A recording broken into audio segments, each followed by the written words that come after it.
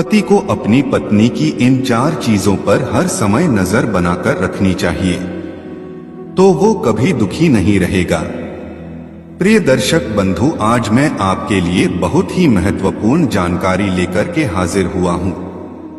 आज हम इस वीडियो में चर्चा करेंगे कि आदमी को स्त्री की किन चीजों को हमेशा देखते रहना चाहिए जिससे उसे कभी पछताना ना पड़े, कभी दुखी होना ना पड़े। प्रिय दर्शकों, आपसे निवेदन है कि वीडियो को बिना स्किप किए पूरा सुनिएगा। बहुत समय पहले की बात है, किसी नगर में विक्रांत नाम का एक धनी साहूकार रहता था। सुलोचना नाम की उसकी एक बेटी थी जो देखने में इंद्र की अप्सराओं की तरह लगती थी। रूप और यौवन से इतनी संपन्न थी कि इंद्र भी लालायित होने लगे।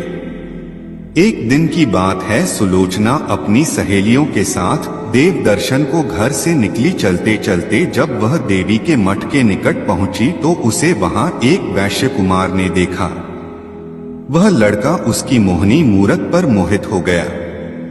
वो उसे काफी देर तक निहारता रहा। सोचने लगा, ऐसी सुंदर कन्या यदि मुझे मिल जाए तो मेरा जीवन धन्य हो जाए। कामदेव के बाणों ने उस पर ऐसा प्रहार किया कि वो उसके प्रेम में बुरी तरह घायल हो चुका था। सुलोचना देवी के दर्शन करके अपने घर को लौट आई। उधर वो वैश्य कुमार उसकी यादों में करवटें बदलता रहा। बार बार उसकी आंखों के सामने सुलोचना की अलौकिक छवि आ जाती थी। जैसे तैसे करके उसने रात बिताई। सवेरा होते ही वह साहूकार के बगीचे में जाकर बैठ गया और सोचने लगा, आज जब वह आएगी तो मैं उससे अपने मन की बात कह दूंगा। प्रिय दर्शक बंधु, संयोग से उस दिन सुलोचना अपने बाग में टहलने के लिए गई। उसकी सहेलियां पीछे रह गई। मौका पाकर वह वैश्य कुमार सुलोचना के पास पहुंचा और बोला, यह चंद्रबदनी, जब से मैंने तुम्हें देखा है मेरी रातों की नींद, सारा सुख चैन नष्ट हो गया है। मैं तुम्हारे बिना इस संसार में जीना नहीं चाहता। अगर आप चाहती हैं कि मैं बेमौत ना मरूं तो मेरे प्रेम को स्वीकार कर लो और एक बार मेरे गले से लिपट जाओ। दर्शकों, उस वैश्य कुमार की बात सुनकर सुलोचना कहने लगी, हे युवक, मेरे पिता ने मेरा विवाह कहीं और पक्का कर दिया है। थोड़े ही दिनों में मैं उसकी पत्नी बनने वाली हूँ, इसलिए आप मेरी आस छोड़कर चले जाइए। यदि मेरे पिता ने जान लिया तो तुम्हें यहाँ के राजा से कहकर फांसी पर चढ़वा देंगे।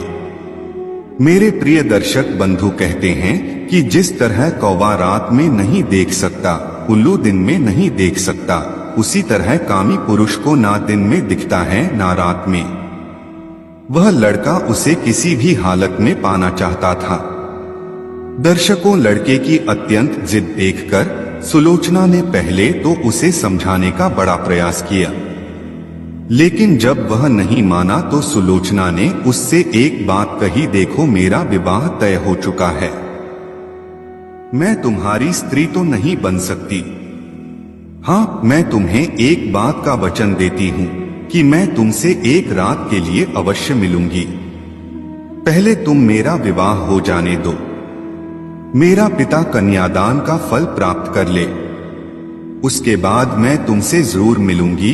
प्रिय दर्शक बंधु, इतना कहकर सुलोचना अपने घर लौट आई। कुछ दिनों के बाद सुलोचना के पिता ने उसका विवाह कर दिया। वह वैश्य कुमार उस दिन का इंतजार करने लगा कि वह कौन सा दिन होगा जब सुलोचना उसके साथ एक रात बिताएगी। इधर जब कई दिन बीत गए पर सुलोचना अपनी ससुराल से लौटकर नहीं आई तो वैश्य कुमार सोचने लगा कि कहीं ऐसा तो नहीं कि वह मुझसे उस दिन झूठा वादा करके चली गई हो। यही सोचकर वह कामी युवक सुलोचना की ससुराल का पता लगाता हुआ उसी के गांव में पहुंच गया और एक भिक्षुक का रूप बनाया और भिक्षा मांगते मांगते सुलोचना के द्वार पर भी जा लगा। उधर सुलोचना जब भिक्षा लेकर आई तो वो उसे देखते ही पहचान गया और बोला, प्रिय, क्या तुमने हमसे झूठा वादा किया था कि मैं एक दिन तुमसे जरूर मिलूंगी? तुम्हें पता है मैंने इतने दिन कैसे गुजारे हैं? एक एक दिन एक एक वर्ष के समान व्यतीत हुआ है। भिक्षुक की बात सुनकर सुलोचना कहने लगी, देखो मैं अब तक तुमसे नहीं मिल सकी, यह मेरी मजबूरी है, लेकिन जब तुम यहाँ तक आ ही गए हो तो परेशान मत हो, आज रात मैं तुमसे मिलने जरूर आऊंगी। तुम नगर से बाहर तालाब के किनारे बगीचे में मेरा इंतजार करना। दर्शकों, इतनी बात सुनकर उस वैश्य कुमार की खुशी का ठिकाना नहीं रहा। वो ये सोचने लगा कि किसी भी तरह सूर्य दिन में ही अस्त हो जाए। जैसे तैसे करके उसने दिन व्यतीत किया। जब रात हो गई तो वो उसी बगीचे में छुपकर बैठ गया और सुलोचना के आने का इंतजार करने लगा। इधर सुलोचना ने क्या किया, परिवार के सभी लोगों को भोजन कराया और कुछ भोजन एक थाली में रखकर अपने पति के पास पहुंची। सारे लोग तो भोजन करके सो चुके थे, लेकिन उसका पति अभी भी जाग रहा था। उसने अपनी पत्नी सुलोचना से जब आलिंगन करना चाहा तो उसने उसे ऐसा करने से रोक दिया और पलंग पर उदास मुद्रा में होकर बैठ गई। आंखों में आंसू थे। उदास देखकर पति ने सोचा, जरूर आज इससे किसी ने भला बुरा कह दिया होगा, या हो सकता है मुझसे कोई भूल हो गई हो। सुलोचना का पति उसे बार बार मनाने का प्रयास कर रहा था और उसके दुखी होने का कारण पूछने लगा। कहने लगा, प्रिय, काफी दिन से तुम अपने पिता और माँ से नहीं मिल पाई हो। कहीं तुम इसलिए उदास तो नहीं हो या हमारे घर में किसी ने तुम्हारा अपमान कर दिया है? मुझे साफ साफ बताओ, आखिर बात क्या है? मैं तुम्हारी परेशानी को दूर करने का प्रयास करूंगा। पत्नी का दुख दूर करना पति का धर्म है। पत्नी किसी बात को लेकर दुखी रहे और पति उस पर ध्यान ना दे, ऐसे पति को धिक्कार है। माता पिता से अलग होकर, अपने बहन भाइयों को त्याग कर, अपने मायके के संबंध संबंधियों को भुलाकर एक पत्नी, एक स्त्री सिर्फ पति के आश्रय में रहने के लिए ही आती है। चाहे सास पूछे या ना पूछे, ससुराल में कोई बात करे या ना करे, पर पति को उसका हर हाल पूछना चाहिए। वह किस तरह खुश रहेगी, उसे हर तरह से खुश रखना चाहिए। मेरे प्रिय दर्शक बंधु, पुरुष अगर पत्नी की इन 4 बातों पर नजर बनाए रखें तो उसका जीवन खुशियों से भर जाएगा। पहली बात, वह अपने माँ बाप से अलग होकर अकेलापन तो महसूस नहीं कर रही है। दूसरी बात, पूरे घर का काम करते करते कहीं वो थका हुआ तो महसूस नहीं कर रही है। कहीं उस पर काम का बोझ अधिक तो नहीं डाल दिया है और वह आपसे कहने की हिम्मत नहीं जुटा पा रही हो। वह आपसे ना भी कहे तो भी उसकी समस्या को समझकर पति को चाहिए कि उसका भार कम करे। नंबर 3, घर परिवार में कोई उसे व्यर्थ परेशान तो नहीं कर रहा है। कोई उसे अपशब्दों का प्रयोग तो नहीं कर रहा है जिससे वह अपने आप को अपमानित महसूस कर रही हो। नंबर 4, कहीं घर में रहते रहते वो बोर तो नहीं हो रही है। यदि ऐसा है तो पति उसे अपने साथ बाहर घुमाने ले जा सकता है। कई बार घर की पत्नियों की यह आदत होती है कि छोटी मोटी बीमारी को वे छुपा जाती है। पति का धन खर्च न हो जाए इसलिए वे अपने कष्ट को सहन कर लेती है, पति से कहती नहीं। तो पति को चाहिए कि उनके स्वास्थ्य को लेकर हर समय सक्रिय रहे। इसके विपरीत पति को इन बातों पर भी पैनी नजर रखनी चाहिए कि किसी की गलत संगत से उसकी स्त्री का चरित्र तो नहीं बिगड़ रहा है। उसकी गैर मौजूदगी में उसकी पत्नी अकेली बाहर तो नहीं घूमने जाती है। घर पर अपने मित्र या रिश्तेदारों का व्यर्थ आना जाना तो नहीं लगा है। पड़ोसियों के घर अधिक उठना बैठना तो नहीं है। कई बार हमारी लापरवाही उनके चरित्र को बिगाड़ देती है। कहते हैं, अन्य पुरुषों के साथ एक साथ रहना, उठना बैठना, सामने होकर भी बातचीत करना, हद से ज्यादा स्वतंत्र छोड़ देना, दूसरे के घर में निवास करने देना, यह सब नारियों के लिए दोष बताए हैं। इनसे दूर रखना ही उचित है। शुक्र नीति कहती है कि एक समझदार और सुशील स्त्री घर पर यदि पति, पिता, पुत्र, ससुर, राजा या बंधु बंधाव आ जाए तो उन्हें समय देना चाहिए और घर के कार्यों के अलावा अन्य कार्यों में समय नहीं देना चाहिए। हंसी मजाक करने वाले पति के मित्रों से भी व्यर्थ मोह नहीं लगना चाहिए। किसी पुरुष के साथ एकांत में बैठना और अत्यधिक हंसी मजाक करना कुलीन स्त्रियों के चरित्र को बिगाड़ने का काम करती है। अचानक दुष्ट पुरुषों के साथ बैठकर हंसी मजाक करना उचित नहीं है, क्योंकि कहते हैं आजाद स्त्रियों की निडरता एकांत में बुरे आचरण के लिए सफल हो जाती है। उत्तम स्त्रियां ऐसा नहीं करती और इसीलिए उनका सिल नहीं बिगड़ता, उनकी निंदा भी नहीं होती। प्रिय दर्शक बंधु, सुलोचना के उदास होने का कारण जब उसके पति ने पूछा तो वह कहने लगी है, प्रियतम तुमसे बढ़कर मेरे लिए इस संसार में कोई नहीं है। लेकिन आज मैं तुमसे एक बात कहना चाहती हूं, यदि आप मेरी गलती को क्षमा कर दो। तो पति बोला, हाँ प्रिय, मैं तुम्हारी किसी भी गलती को क्षमा कर दूंगा, तुम बोलो तो सही। तब सुलोचना बड़े दुख और शर्म के साथ अपने पति को बताती है कि हमारी शादी से पहले की बात है। एक वैश्य कुमार मेरी सुंदरता पर रीझ गया था। कई दिनों तक उसने मेरा पीछा किया। एक दिन वो मेरे बगीचे में आया और बोला कि यदि तुमने मुझसे विवाह नहीं किया तो मैं तुम्हारी आंखों के सामने अपने प्राण त्याग दूंगा। मैं उसके मरने की खबर सुनकर भयभीत हो गई। मैंने उसे बताया कि मेरा विवाह तय हो गया है, मैं अब किसी अन्य को स्वीकार नहीं कर सकती। लेकिन वो किसी भी तरह समझने को तैयार ना था। तब मैंने उससे एक वादा किया कि मैं जीवन भर के लिए तो नहीं पर एक दिन के लिए उसकी पत्नी जरूर बनूंगी। वह मेरी इस बात पर मान गया और तब से लेकर अब तक मैं अपना वचन नहीं निभा सकी। मैं उससे मिलने नहीं जा पाई। इंतजार करता करता वह हमारी चौखट तक आ गया। मैंने आज रात उसके पास जाने का वादा किया है, इसलिए आप मुझे आज्ञा दें तो मैं अपना वचन निभा सकूं। दर्शकों, पत्नी की ऐसी बात सुनकर पति की सांसें थम गई।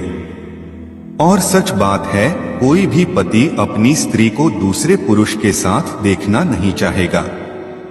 सुलोचना का पति भी बड़ा अचरज में पड़ा था। वो काफी देर तक विचार करता रहा कि ऐसी स्त्री को धिक्कार है जो किसी पर पुरुष की इच्छा रखती हो पति के रहते हुए। काफी देर सोचने विचारने के बाद उसने अपनी स्त्री को उसके पास जाने की आज्ञा दे दी। पति की अनुमति मिलते ही सुलोचना भोजन का थाल लेकर वैश्य कुमार से मिलने के लिए चल दी। घोर अंधेरा था। रात्रि में वह उस बाग की ओर चली जा रही थी। तभी रास्ते में एक चोर चोरी करने के लिए जा रहा था। सुलोचना को देखकर चोर ने उसका रास्ता रोक लिया। चोर ने पूछा कि तुम कौन हो और रात के अंधेरे में किससे मिलने जा रही हो? तब डरती हुई सुलोचना कहने लगी, देखो मेरा रास्ता छोड़ दो, मैं किसी जरूरी काम से बाग में जा रही हूँ। चोर बोला, शायद तुम यह नहीं जानती कि मैं एक चोर हूँ और हाथ में आए हुए धन को कैसे छोड़ दूं? सुलोचना ने कहा, देखो तुम मेरे सारे गहने ले लो मगर मुझे अपना वचन निभा लेने दो। चोर ने पूछा, कैसा वचन? तब सुलोचना ने उसे पूरी कहानी सुनाई। चोर उसकी कहानी सुनकर दंग रह गया कि बड़ी सत्यवादिनी है जो अपना वचन निभाने के लिए अपने पति से आज्ञा लेकर आई है। चोर चोरी करना तो भूल गया, वो भी उसे भोगने की इच्छा जताने लगा। सुलोचना ने कहा, ठीक है, पहले मैं उससे मिल आऊं, लौटकर मैं तुम्हारे पास जरूर आऊंगी। चोर ने सोचा इतनी वचन की पक्की है तो लौटकर जरूर आएगी। चोर उसी स्थान पर उसका इंतजार करने लगा।